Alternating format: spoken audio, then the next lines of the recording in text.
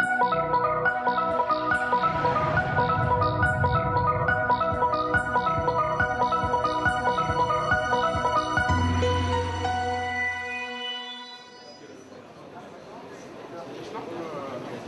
suis le docteur Hamza Abdou, je suis ophtalmologiste et je viens du Niger.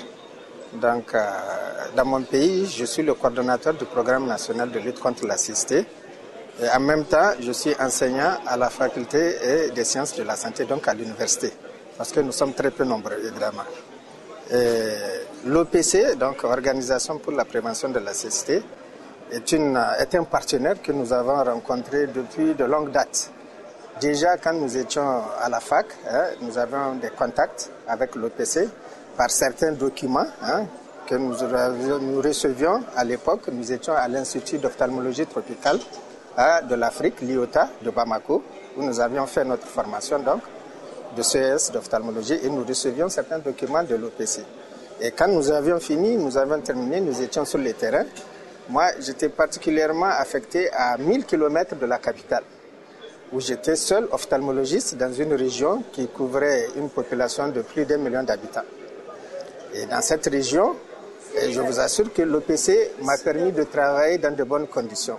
Pourquoi? Parce que l'OPC m'a envoyé du matériel d'examen. Donc j'avais reçu, je ne dis pas une lampe à fente, j'avais reçu un Javal, j'avais reçu une boîte à verre d'essai, j'avais reçu un ophtalmoscope, et surtout des consommables, des médicaments.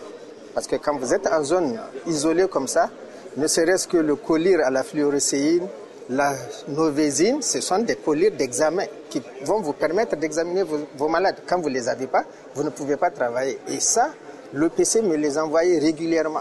Et aussi des produits, des antibiotiques, des collyres, des pommades que je pouvais donner à mes malades, ce qui me vraiment facilitait le travail et qui rendait donc l'atmosphère agréable pour moi pendant tout le séjour où je suis resté donc à Zender. Et après, notre collaboration a continué avec l'OPC. Dans le domaine, quand je suis arrivé donc au niveau de la capitale, nous avions continué dans la collaboration. L'OPC nous a aidés dans la formation des techniciens supérieurs en ophtalmologie, avec donc un partenariat avec le Lions Club, la fondation Lions Club International, qui a financé. Donc l'OPC est venu nous aider donc pour mettre en place une filière de formation des techniciens supérieurs en ophtalmologie avec tout le matériel pédagogique.